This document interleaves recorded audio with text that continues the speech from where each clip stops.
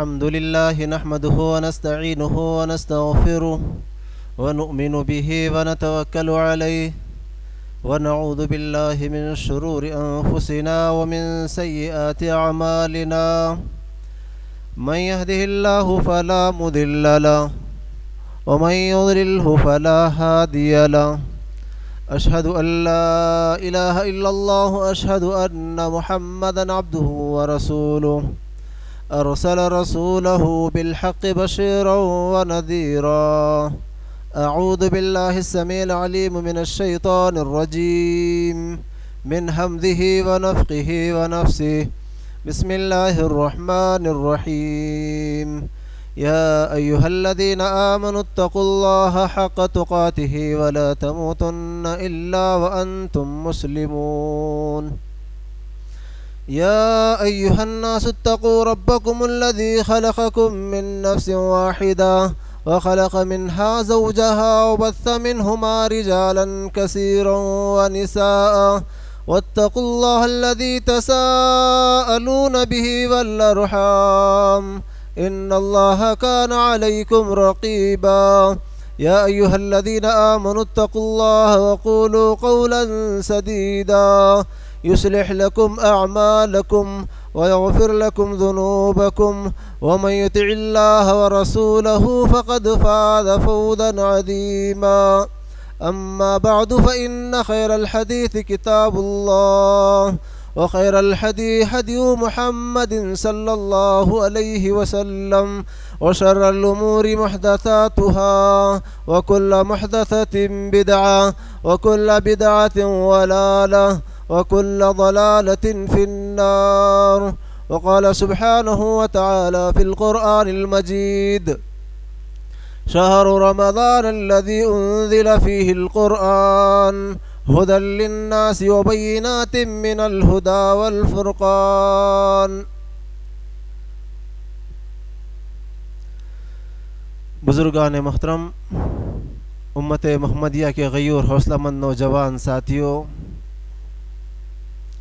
شریعت مطہرہ کی پردہ نشین ماں اور بہنوں اور عزیز بچوں، جملہ ہر قسم کی اچھی اور سچی تعریف اللہ سبحانہ و تعالیٰ کے لیے لائق و دیبا ہے۔ پھر درود و سلام ہو سارے انبیاء علیہم الصلاۃ والسلام پر، بالخصوص سیدنا محمد الرسول اللہ صلی اللہ علیہ وسلم پر۔ اللہم صلی وسلم علی نبینا محمد صلی اللہ علیہ وسلم۔ حضرات سامعین و سامعات، سورہ بقرہ کی جو آیت کریمہ جو مشہور اور معروف ہے، جس میں قرآن مجید کے نزول کا تذکرہ ہے، وہ آپ کے سامنے پڑھی گئی۔ اس اعتبار سے آج ہماری تقریر کا، ہمارے خطبے کا جو عنوان ہوگا، قرآن مجید کا پیغام انسانیت کے نام۔ قرآن مجید انتہائی عظیم الشان کتاب ہے۔ اس کی عظمت اور برکت کے لیے یہ بات کافی ہے، یہ اللہ رب العالمین کا کلام مبین ہے۔ ہم ہر خطبہ حاجہ اور خطبہ جمعہ میں سنتے ہیں فَإِنَّ خَيْرَ الْحَدِيثِ کتاب اللہ، سب سے بہترین بات، سب سے معظم اور مکرم بات اللہ کی بات ہے۔ یہ کلام مجید رئیس الملائکہ حضرت جبرائیل علیہ السلام لے کر آتے ہیں۔ رئیس الانبیاء، امام الانبیاء، امام کائنات محمد کریم صلی اللہ علیہ وسلم پر جب سب سے عظیم مہینہ جس کو ہم رمضان المبارک کہتے ہیں، اس میں لے کر آئے، جو لوگوں کے لیے باعث ہدایت، جس میں قرآن، جس کے اندر حق و باطل کی تمیز کرنے والے وہ سارے پیامات اور پیغامات۔ قرآن مجید دنیاوی اور اخروی اعتبار سے بھلائیوں کی طرف رہنمائی کرنے والی کتاب ہے، اور ایسا مضبوط اور ایسا سیدھا راستہ دکھلاتی ہے جو انسان کو جنت پہنچا دیتا ہے۔ قرآن مجید میں اللہ رب العالمین نے فرمایا ان هذا القرآن يهدي للتي هي اقوم، یہ وہ قرآن مجید ہے جو قوم و ملت کو رہنمائی کرتی ہے جنت کی طرف۔ وَيُبَشِّرُ الْمُؤْمِنِينَ الَّذِينَ يَعْمَلُونَ الصَّالِحَاتِ، جو ایمان والے مرد و مومن ہیں ان کے لیے بشارتیں سناتی ہے، خوشخبری سناتی ہے، ان کو کامیابی کا پروانہ سناتی ہے۔ اس کے برخلاف جو قرآن و سنت کو نہیں مانتے ہیں، جو اللہ اور آخرت کے دن پر ایمان نہیں رکھتے ہیں، ان کے لیے جہنم کا پیغام ہے۔ فرمایا جو لوگ تعلق ایمان اور عقیدے سے کمزور رکھتے ہیں، اعمال صالحہ سے غافل ہیں، ان کے لیے جہنم کا پیغام ہے۔ ان الذین لا یؤمنون بالآخرہ اعتدنا لهم عذابا علیما، جو لوگ اللہ پر اور آخرت کے دن پر ایمان نہیں رکھتے ہیں ان کے لیے دردناک جہنم ہے۔ بھائیوں، یہ بات یاد رہے، قرآن مجید اعتقادی اور اخلاقی اعتبار سے ہمارے لیے شفا ہے۔ ہمارے دلوں کے اندر جو بیماری ہے اس کی صفائی کے لیے، اور ہمارے جسمانی اعتبار سے جو بیماریاں ہیں ان کے لیے شفا ہے۔ اللہ رب العالمین نے فرمایا وَنُنَزِّلُ مِنَ الْقُرْآنِ مَا هُوَ شِفَاءٌ وَرَحْمَةٌ لِّلْمُؤْمِنِينَ، جو بھی ہمارے سینوں میں مرض ہے، کدورت ہے، نفرت ہے، اور ہمارے دلوں کے اندر اللہ اور اس کے رسول کی نافرمانیوں کے جو جذبات امنڈ آتے ہیں ان کے لیے شفا ہے اور ساری کائنات کے لیے رحمت ہے۔ صحیح بخاری کی روایت ہے، نبی رحمت صلی اللہ علیہ وسلم جب بھی بیمار ہوتے معوذات کو پڑھ کر دم کرتے، سورہ فلق اور سورہ ناس کو پڑھ کر دم کرتے، نہ کہ تعویذات کا استعمال کرتے بلکہ معوذات کو پڑھ کر دم کرتے۔ لیکن ہم بھی مسلمان ہیں، ہم کتنے مسلمان مردوں اور عورتوں کو دیکھتے ہیں جن کے رٹوں پر امام ضامن ہوتا ہے، پیروں میں کالا دھاگا ہوتا ہے، گلوں میں موٹے موٹے تعویذات ہوتے ہیں۔ بھائیوں، ہم نبی علیہ الصلوۃ والسلام کے فرامین کے مطابق زندگی گزاریں۔ سیدنا ابو سعید رضی اللہ تعالیٰ عنہ کا وہ واقعہ بڑا مشہور اور معروف ہے جو صحیحین کے اندر موجود ہے کہ حضرت ابو سعید خدری رضی اللہ تعالیٰ عنہ اس بادشاہ کو جس پر زہر یعنی بچھو کا جو زہر چڑھا تھا، جس پر حضرت ابو سعید نے سورہ فاتحہ کو دم کیا اور پھر اس کے بعد اس کو شفا یابی ملی۔ اگر واقعی ہم لوگ بھی یقین کے ساتھ، صدق دل کے ساتھ، سچائی کے ساتھ، ایمان و یقین کے ساتھ کہ نفع و نقصان کا مالک اللہ ہے، اللہ کے کلام میں شفا ہے، اس اعتبار سے میں اور آپ بھی اگر سورہ فاتحہ کو پڑھ کر دم کرتے ہیں، یقین مانیے اس میں ہمارے لیے شفا ہے۔ قرآن مجید پڑھنے والوں کے لیے شفاعت کرے گی۔ سیدنا ابو ہریرہ بیان فرماتے ہیں، نبی کائنات صلی اللہ علیہ وسلم نے فرمایا، لوگو اقرؤوا القرآن، قرآن مجید کو پڑھو، فإنہ یأتی یوم القیامۃ شفیعا لأصحابہ۔ صحیح مسلم کی روایت ہے، اللہ کے نبی نے فرمایا قرآن پڑھو، قرآن پڑھو، اس لیے کہ قرآن کے پڑھنے والے کے لیے، قرآن اپنے پڑھنے والے کے لیے شفیع ہے، قرآن اپنے پڑھنے والے کے لیے سفارش کا پیغام لے کر اللہ کے پاس آئے گی۔ ہم قرآن پڑھنا نہیں جانتے، ہم قرآن پڑھنا نہیں چاہتے، ہم قرآن پڑھنے والوں کو بلاتے ہیں، ماہانہ معاوضہ دے کر، ماہانہ ہدیہ دے کر لوگوں کو بلاتے ہیں، اتنے ٹائم سے اتنے ٹائم ہمارے گھر میں تلاوت کر جائیں، ہمارے دکان و مکان کی خیر و برکت کے لیے آپ تلاوت کریں۔ ہم اپنے مکانوں میں، دکانوں میں آیت کریمہ کا اہتمام کراتے ہیں، باضابطہ ختم قرآن کی دعوتیں لوگ کرتے ہیں، لیکن خود قرآن مجید کو پڑھنا محبوب نہیں سمجھتے۔ تلاوت قرآن سے شیطان گھروں سے بھاگ جاتا ہے۔ پیارے نبی علیہ الصلوۃ والسلام نے فرمایا، لا تجعلوا بیوتکم مقابر، لوگوں تم اپنے گھروں کا قبرستان نہ بناؤ۔ جس گھر میں نماز نہیں پڑھی جاتی اور جس گھر میں قرآن کی تلاوت نہیں ہوتی وہ گھر قبرستان کی طرح ہے۔ پیارے نبی صلی اللہ علیہ وسلم نے فرمایا، جس گھر میں سورہ بقرہ کی تلاوت ہوتی ہے اس گھر سے شیطان بھاگ جاتا ہے۔ آئے دن کتنے کیسز اور کتنے معاملات اور کتنے مسائل مسلم گھروں سے ملتے ہیں جہاں پر مرد و خواتین روحانی امراض کے شکار ہیں۔ اس کی اہم وجہ یہ کہ ہمارے گھروں میں قرآن مجید کی تلاوت نہیں ہوتی۔ قرآن مجید کا سیکھنا اور سکھانا یہ سب سے افضل کام ہے، اور جو انسان قرآن مجید سے جڑ جاتا ہے اس کی عزت خود بخود بڑھ جاتی ہے۔ اگر ہم اس دنیا کے اندر عزت چاہتے ہیں، مرتبہ چاہتے ہیں، اگر ہم سکون اور چین کی زندگی چاہتے ہیں تو قرآن مجید سے جڑ جائیں، قرآن کے پڑھنے والے بنے، پڑھانے والے بنے، سیکھنے والے بنے، سکھانے والے بنے، کیونکہ پیارے نبی علیہ الصلوۃ والسلام نے فرمایا، خیرکم من تعلم القرآن وعلمہ، تم میں سب سے بہترین آدمی وہ ہے جو قرآن مجید کو سکھاتا ہے اور سیکھتا ہے۔ ہم اس آدمی کو سب سے بہتر سمجھتے ہیں جس کا اسٹیٹس اچھا ہے، جس کا بنگلہ بہترین ہے، جس کی گاڑی اور جس کا موبائل بہترین اور قیمتی ہے، ہم اس کو بہت اچھا سمجھتے ہیں۔ پیارے نبی علیہ السلام نے فرمایا ان افضلکم من تعلم القرآن وعلمہ، یہ دونوں حدیثیں بخاری کی ہیں، جس میں اللہ کے نبی نے فرمایا تم میں سب سے افضل، سب سے بہترین، عزت والا، معزز اور مکرم وہ ہے جو قرآن مجید کو سیکھتا اور سکھاتا ہے۔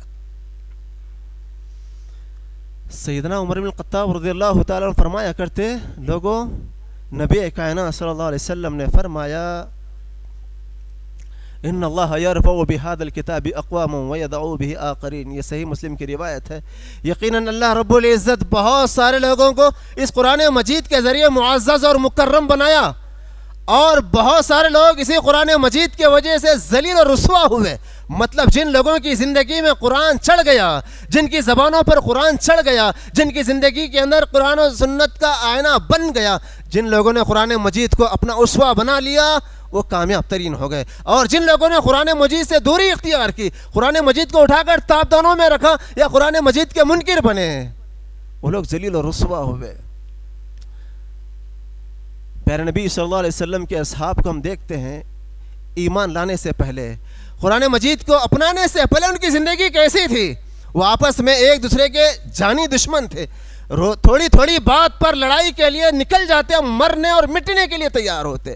لیکن جب قرآن سے جڑ گئے، جب انہوں نے قرآن کو سیکھا، قرآن کو سمجھا اور صاحب قرآن سے ملاقات کیے صلی اللہ علیہ وسلم، پھر اس کے بعد ان کی زندگیوں کے اندر جو انقلاب آیا وہ تو ہم دیکھتے ہیں۔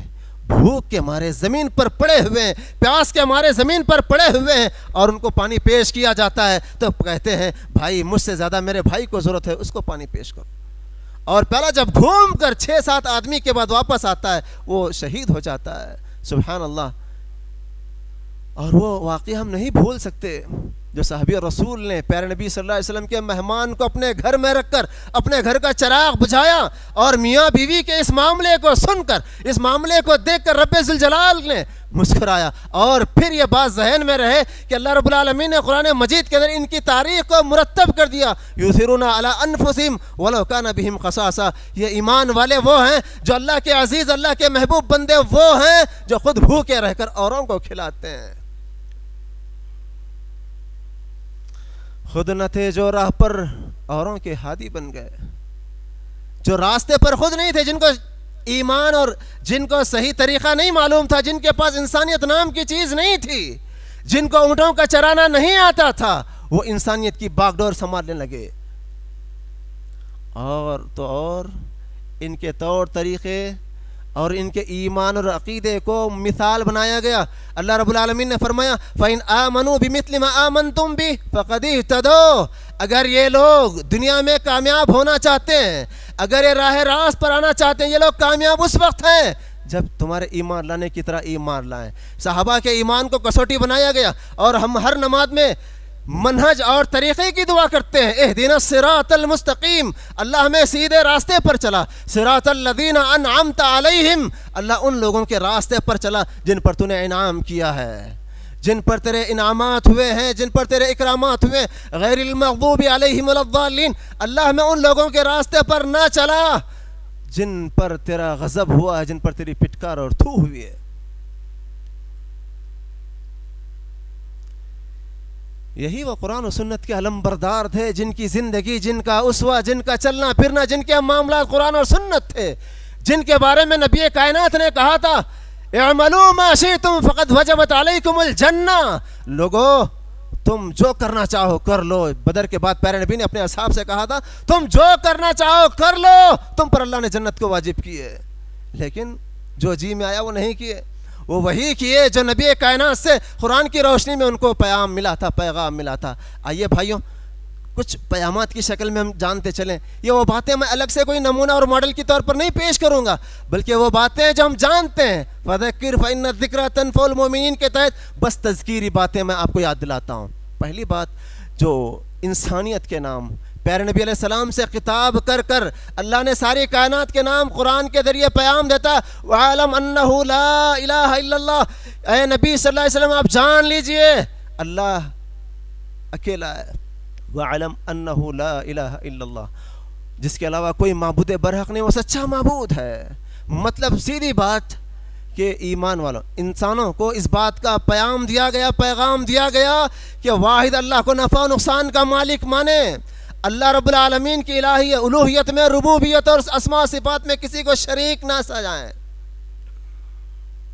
اگر کوئی آدمی اللہ کی ذات و صفات میں کسی کو شریک کرتا ہے تو پھر وہ مشرک ہے، اور ایسے انسان کے لیے ایسے لوگوں سے کہا گیا، ان لوگوں اور ساری کائنات کے لوگوں کو قرآن یہ کہتا ہے وَاعْبُدُوا اللَّهَ وَلَا تُشْرِكُوا بِهِ شَيْئًا، لوگوں تم اللہ کی عبادت کرو، اللہ کی ذات میں کسی کو شریک نہ کرو۔ اور جو لوگ شرک کرتے ہیں وَمَن يُشْرِكْ بِاللَّهِ فَقَدْ حَرَّمَ اللَّهُ عَلَيْهِ الْجَنَّةَ، جو بھی کوئی انسان شرک کرتا ہے اور شرک کی حالت میں، کفر کی حالت میں مرتا ہے، وہ یہ بات سن لے، اللہ نے اس پر جنت کو حرام کیا ہے، وَمَأْوَاهُ النَّارُ، اور اس کا ٹھکانہ جہنم ہے، وَمَا لِلظَّالِمِينَ مِنْ أَنصَارٍ، اور ایسے ظالم لوگوں کے لیے کوئی مددگار نہیں ہوگا۔ مطلب سیدھی بات، پہلا پیغام توحید کا، اور توحید کا جو مد مقابل جو پیغام ہے شرک سے بچنا ہے، توحید کو اپنی زندگی میں داخل کرنا ہے۔ اگر ہم لاکھ نماز پڑھ لیں، پیشانی پر گٹا آ جائے اور زندگی کے اندر بڑی داڑھی اور بڑا جبہ رکھ کر گھوم لیں، اگر ہماری زندگی میں توحید نہیں ہے تو پھر کوئی عبادت قابل قبول نہیں۔ دوسری بات، اللہ رب العالمین نے فرمایا وَأَقِيمُوا الصَّلَاةَ وَآتُوا الزَّكَاةَ وَارْكَعُوا مَعَ الرَّاكِعِينَ، اللہ نے کہا لوگوں نماز قائم کرو، زکوٰۃ ادا کرو، وَارْكَعُوا مَعَ الرَّاكِعِينَ، رکوع کرنے والوں کے ساتھ رکوع کرو۔ قرآن مجید نے جہاں پر نماز کا حکم دیا ہے وہیں زکوٰۃ کا تذکرہ کیا ہے۔ نماز کے تعلق سے صرف ایک پیغام یہ لے کر جائیں، جو آدمی نماز سے کوتاہی کرتا ہے، نماز سے غفلت برتتا ہے، نماز چھوڑنے کا جو عادی بنا ہوا ہے، وہ ہو سکتا ہے مسلم علاقے میں، ہو سکتا ہے مسلم گھرانے میں پیدا ہوا ہے، لیکن جس وقت وہ جہنم میں جائے گا، جنتی جہنمی سے پوچھیں گے ما سلککم فی سقر، بھائی آپ تو مومن پورے میں رہتے تھے، آپ تو مسلم علاقے میں رہتے تھے، مسلم بستی میں رہتے تھے، آپ کی نماز جنازہ پڑھی گئی تھی، ما سلککم فی سقر، کون سی ایسی بات ہے جو آپ جہنم میں چلے گئے؟ بڑی شرمندگی کے ساتھ وہ کہے گا قالوا لم نکن من المصلین، وہ کہیں گے بھائی ہم نمازی نہیں تھے، ہم نماز کا اہتمام نہیں کرتے تھے۔ بھائیو نمازوں کا اہتمام کریں، رمضان ہو یا غیر رمضان، صبح ہو کہ شام، ہم اپنی بستی میں، اپنے شہر میں ہو یا کسی اور شہر میں، ملازمت میں ہو یا فرصت میں، ہر حال میں نماز ادا کریں۔ جہاں ہم نماز کا اہتمام کرتے ہیں، صلاۃ کا اہتمام کرتے ہیں، وہیں پر زکوٰۃ کا بھی اہتمام کریں، کیونکہ اللہ نے جہاں جہاں صلاۃ کا ذکر کیا وہاں پر زکوٰۃ کا اہتمام ہوا ہے۔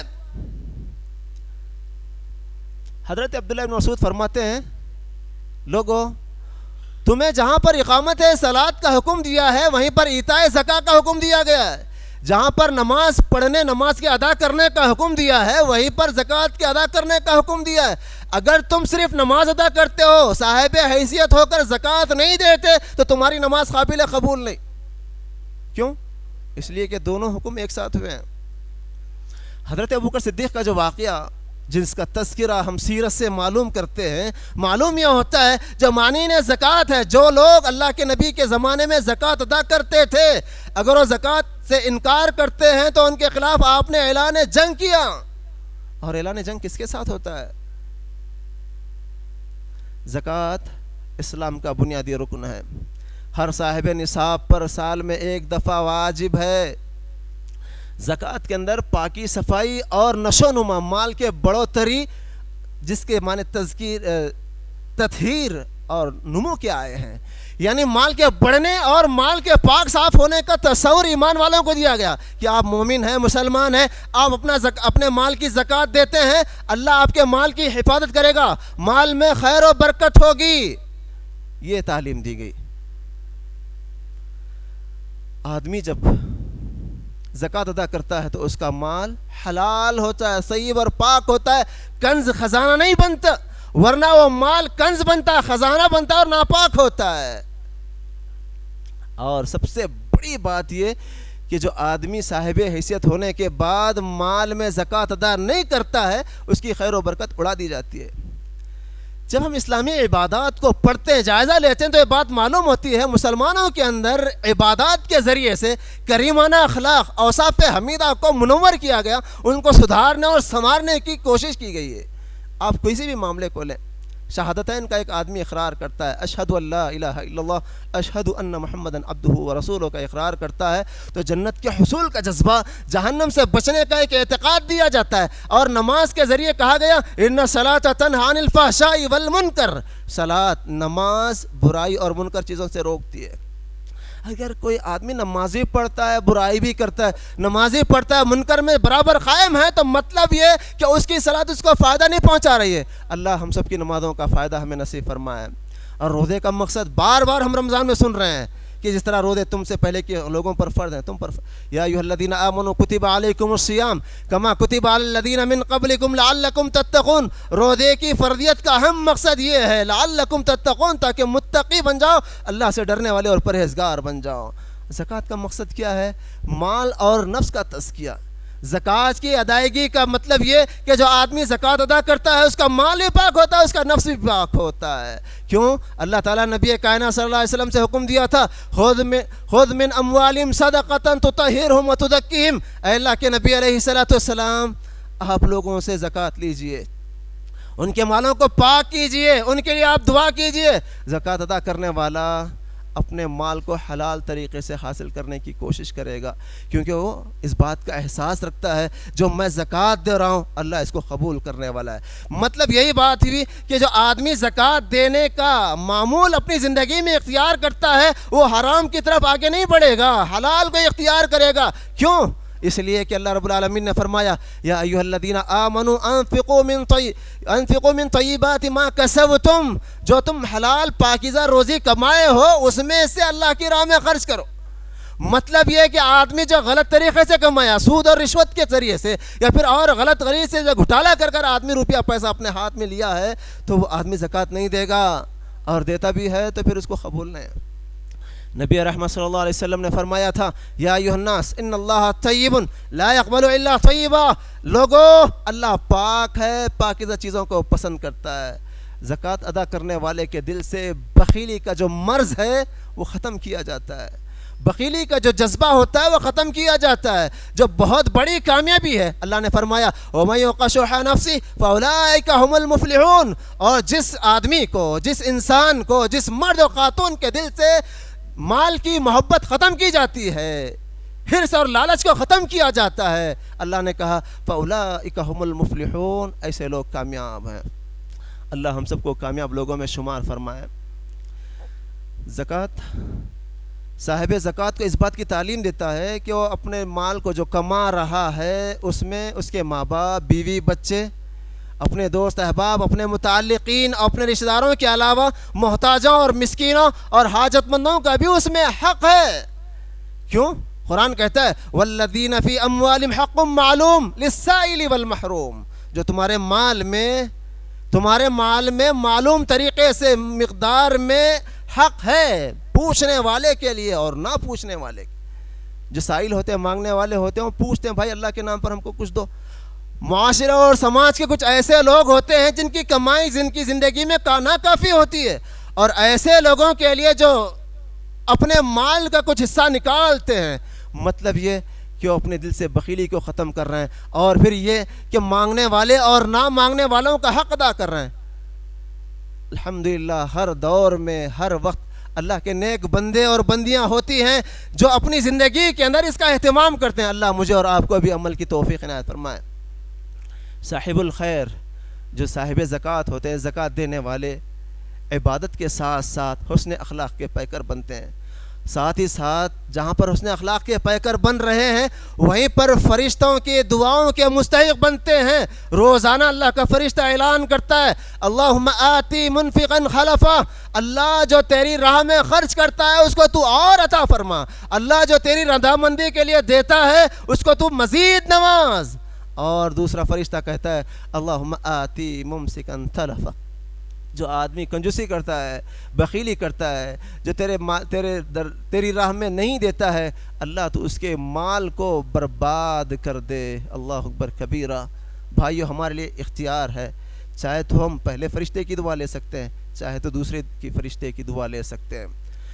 مال وہی شخص برضا و رغبت، چاہت کے ساتھ، خوش دلی کے ساتھ وہی خرچ کر سکتا ہے جو زیادہ اللہ سے محبت کرتا ہے۔ اللہ نے قرآن مجید میں ایسے مومن بندوں کا تذکرہ کرتے ہوئے کہا یطعمون الطعام علی حبہ مسکینا و یتیما و اسیرا، جو ایمان والے بندے ہیں، جو ایمان والے بندے ہیں، یتیم، قیدی اور مجبور قاہر اور جو خلاص ہیں، جو معاشرے اور سماج کے جو بچھڑے ہوئے لوگ ہوتے ہیں، ان کو ڈھونڈ کر کھانا کھلاتے ہیں۔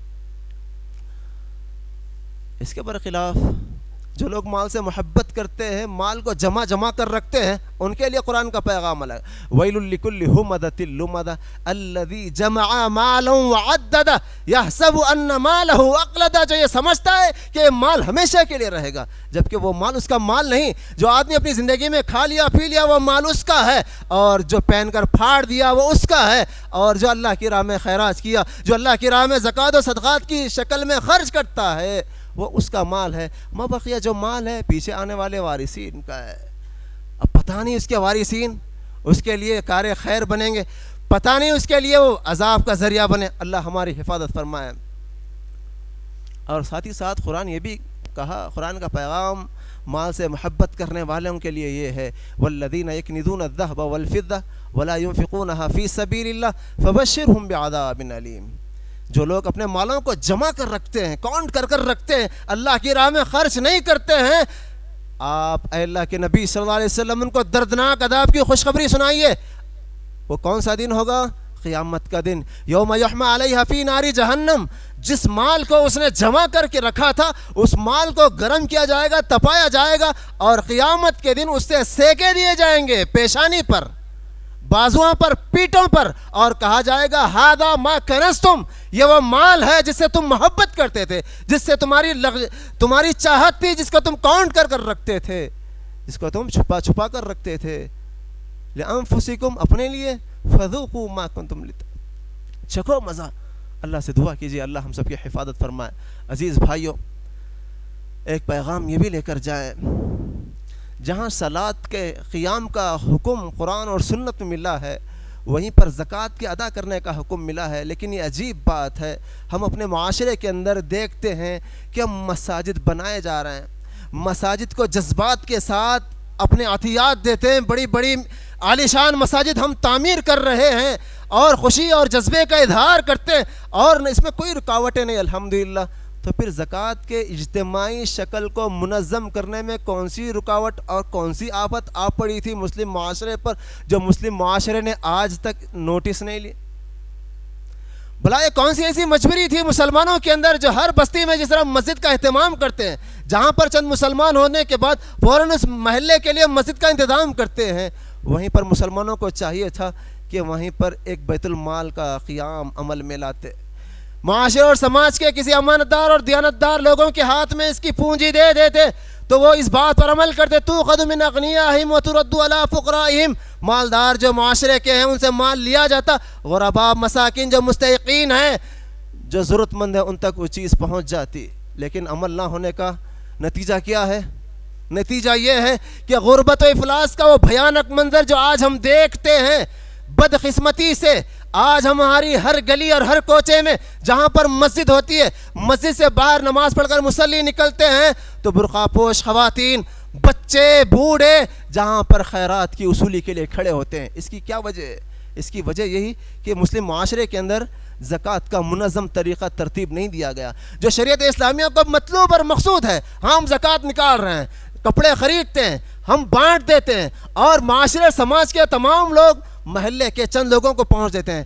ایک معاشرے اور سماج کا ایک آدمی، اچھی حیثیت والا آدمی، عیدین کے موقع پر 1 2 3 ڈریس لاتا ہے، لیکن 25 25 30 30 40 50 50 لباس ایک غریب کو پہنچتے ہیں، معاشرے کے سبھی لوگ کپڑا لا کر اس کو دیتے ہیں، تو کیا کرے گا؟ کم قیمت میں بازار میں وہ بیچ دے گا۔ زکوٰۃ کا استحصال ہوا کہ نہیں ہوا؟ اگر واقعی ہمارے معاشرے اور سماج کے جو مستحق اور ضرورت مند ہیں ان تک نہیں پہنچے گا، اگر اس وقت پہنچتا جب زکوٰۃ کا منظم سسٹم ہوتا۔ بھائیو، قرآن کا ایک پیغام، یہ بھی آخری پیغام لے کر جائیں، یا ایھا الذین آمنوا قوا انفسکم واہلیکم نارا، لوگو تم اپنے آپ کو اور اپنے گھر والوں کو جہنم کی آگ سے بچاؤ۔ کس جہنم کی آگ؟ جس کا ایندھن انسان اور پتھر ہے.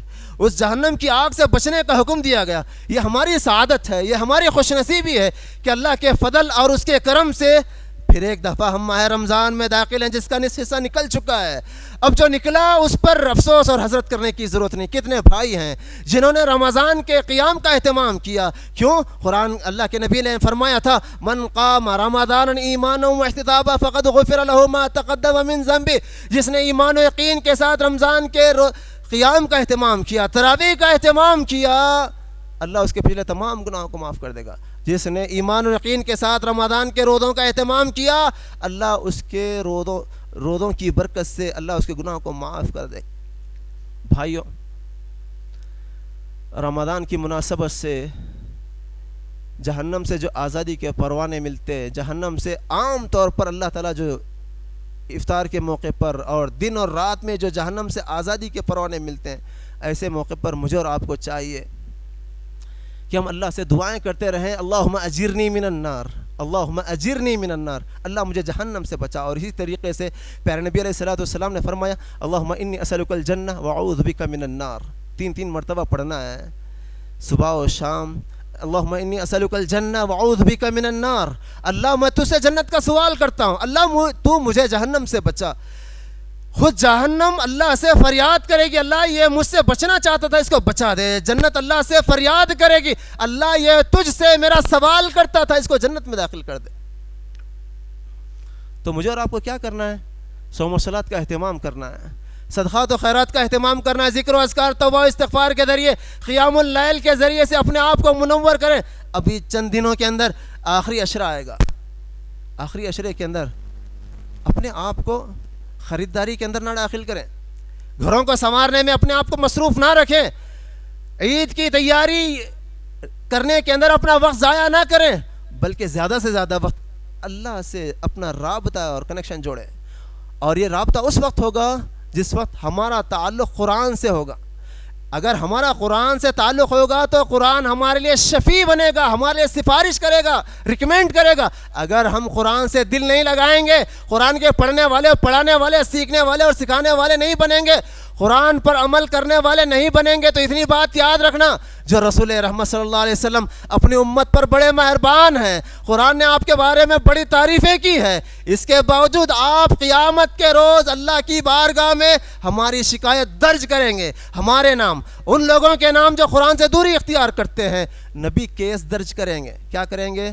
یا ربی ان قوم اتخذوا هذا القرآن مہجورا, اللہ اے میرے پروردگار, میری قوم کے لوگوں نے قرآن مجید کو چھوڑ دیا تھا. ہم قرآن کو طاقوں میں سجا کر رکھتے ہیں, قرآن کو ایک آدھ بار نکالنا, بڑے معزز طریقے سے چوم کر ایک آدھ بار پڑھ لینا, اپنے سینے اور اپنے پیشانی سے لگا لینا, یہ کافی نہیں ہے, بلکہ قرآن کے پیغام کو اپنی زندگی میں داخل کریں. ورنہ جس وقت نبی رحمت جو ساری کائنات کے لیے رحمت اللہ عالمین ہے, جو رحمت اللہ عالمین ہے, وہ اللہ کی بارگاہ میں شکایت کریں گے, کیس درج کریں گے, تو بھلا بتلائیے وہ کیس قبول ہوگا کہ نہیں ہوگا؟ یقیناً کسی ظالم نے قرآن کے متعلق سے کیس درج کیا تھا, لیکن وہ خارج کیا گیا. کیوں؟ اس کی حفاظت کی ذمہ داری خود اللہ نے لی ہے. انا نحن نزلنا الذکر وانا لہ لحافظون.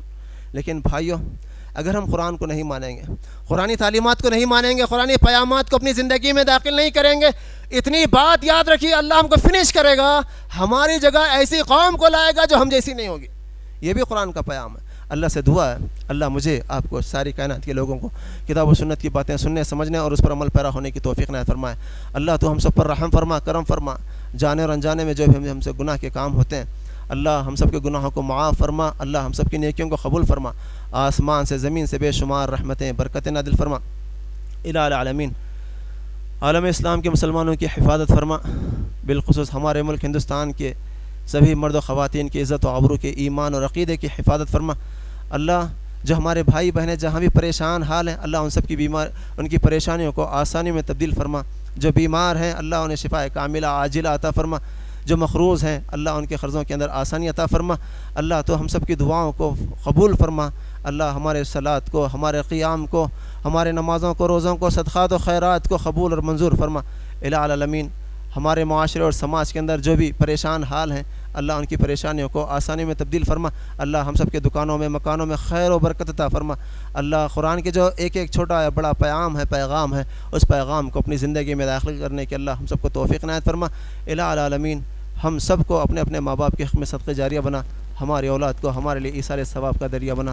آمین. اقول قولی ھذا استغفر اللہ لی ولکم ولسائر المسلمین من کل ذنب اتوب الیہ. السلام علیکم ورحمۃ اللہ.